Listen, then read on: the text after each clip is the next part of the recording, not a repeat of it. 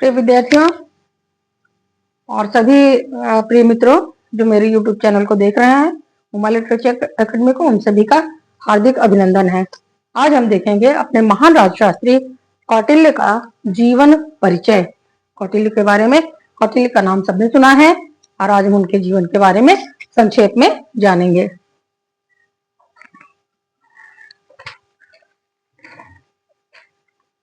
देखिए, आचार्य कौटिल्य एक ऐतिहासिक पुरुष थे।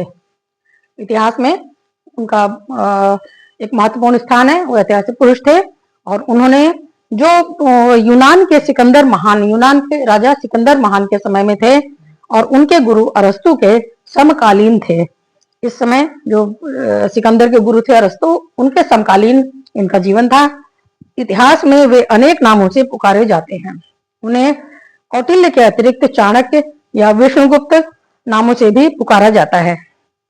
मुद्रा राक्षस के रचयिता विशाख दत्त ने उनके पिता का नाम शिवगुप्त बतलाया है।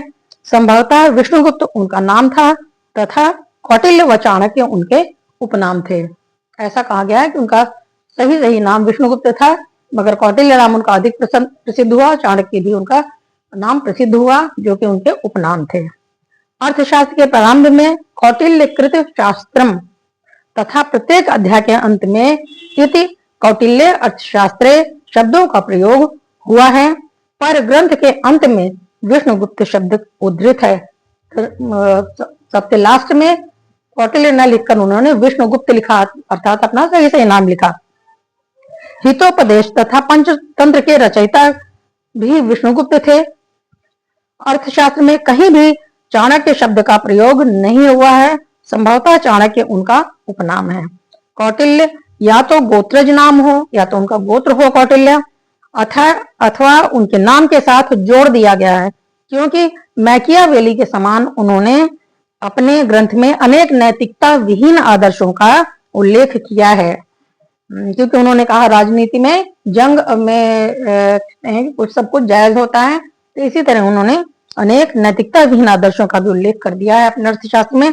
इतना ही नहीं, उन्होंने अनैतिक एवं कुटिल उपायों द्वारा नंद वंश का नाश किया था। जो मगध का प्रसिद्ध वंश हुआ करता था प्राचीन काल में, तो उसका नाश कौटिल्य ने ही किया था, जिसके लिए उन्होंने हर संभव उपाय नैतिक अनैतिक सब कुछ प्रयोग किया।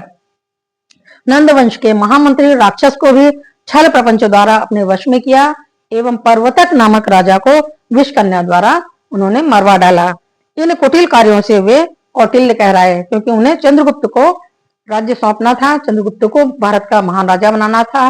नंद वंश की क्रूरता से वे तंग आ चुके थे, इसलिए उन्होंने हर उस उपाय को हासिल से काम लिया जिससे कि वह चंद्रगुप्त के रास्ते का कांटा नंद को साफ कर सकें। विशाख दत्त ने मुद्रा राक्षस में लिखा है कि कौटिल्य कुटिल मति है बाण, अतः अर्थात कौटिल्य जो है जिसकी कुटिल मति हो वही कौटिल्य है।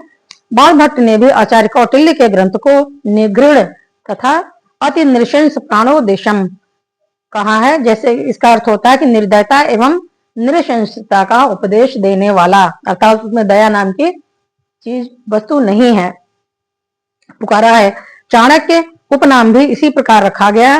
विष्णु पुराण में कहा गया है कि कौटिल्य नाम का एक ब्राह्मण नंद वंश की समाप्ति करेगा, चंद्रगुप्त मौर्य को मगध राजपद पर अभिषिक्त करेगा, ऐसा विष्णु पुराण में लिखा हुआ है। नीति वाक्यामृतम में भी चाणक्य को नंद वंश का उन्मूलन करने वाला बताया गया है। चाणक्य अर्थात कौटिल्य ने तीक्ष्ण दूत प्रयोग से, तीक्ष्ण दूत अर्थात ये उनके नीति थी, तीक्ष्ण दूतों का तीव्रगामी रूप से और बहुत प्रकार से प्रयोग किया उन्होंने। दूतों का प्रयोग से नंद वंश की समाप्ति की थी। चाणक्य चंद्रगुप्त के राजगुरु थे, उनके द्वारा नंद वंश की समाप्ति हुई, अतः वही आचार्य अर्थशास्त्र के रचयिता थे, ऐसा माना जाता है। मित्रों, छात्रों, चाणक्य के विषय में एक बड़ी कथा प्रसिद्ध है। मैं यहाँ पर उसको अवश्य ही आप लोगों से बताना चाहूंगी कि चाणक्य जो है उनको कहा जाता है कि कौटिल्य नंद ने एक बार घनानंद ने सबको निमंत्रण दिया, मगध के शासक के ब्राह्मणों को, मगध के ब्राह्मणों को, लेकिन इनको कौटिल्य को उन्होंने निमंत्रण नहीं दिया। ऐसा माना गया है कि सभी ब्राह्मणों को बुलाया गया संभवतः, तो ये भी उसमें आए और राजा के से ऊंचे बगल में एक ऊंचा आसन लगा हुआ था, उस पर जाकर ये बैठ गए। जब राजा दरबार में आया तो राजा को, घनानंद को बहुत क्रोध आया और उन्होंने डांटते हुए कहा कि हे धूर्त ब्राह्मण, तेरी हिम्मत कैसे हुई मुझसे ऊंचे आसन पर बैठने की, मेरे बगल में बैठने की, नीचे उतर। तो इस पर चाणक्य क्रोधित हुए और उन्होंने अपनी चोटी खोली उसी समय और ये कसम खाई कि तेरा नाश तो मैं अवश्य ही कर दूंगा, तेरे वंश, तूने आज मेरा अपमान किया है, ये चोटी मेरी तब तक नहीं बंधेगी, मैं तेरा नाश अवश्य करूंगा। कहते हैं कि उसके बाद वो चले जा रहे थे और रास्ते में उनके पैर में एक कांटा लग गया, कुश का एक कांटा लग गया। तो उन्होंने क्या किया, उस कांटे को निकाला और जहां जिस घास का वो कांटा था उस कुश घास को ही उन्होंने उखाड़ फेंका और उसकी जड़ों में मट्ठा डाल दिया ताकि वो सब की सब सूख जाएं। तो ऐसा करते हुए कुछ लोगों ने उन्हें देखा और उनका उपयोग करने की सोची। उसके बाद वो वहां से चले गए और उन्होंने चंद्रगुप्त मौर्य नामक एक बालक को, जो कि कह सकते हैं कि पिप्पली वन के मौर्य संभवतः अगर राज्य था, जहां पर उन्होंने खेलते हुए देखा कि एक बालक एक शिला पर बैठकर अपने साथियों के साथ उनके न्याय कर रहा था। तो उनको उसमें संभावना नजर आई और उन्हें लगा कि यदि मैं इसको अच्छे से शिक्षा अच्छी प्रकार से दे दूं तो यह मेरा कल बहुत बड़ा सहायक भविष्य में बनेगा।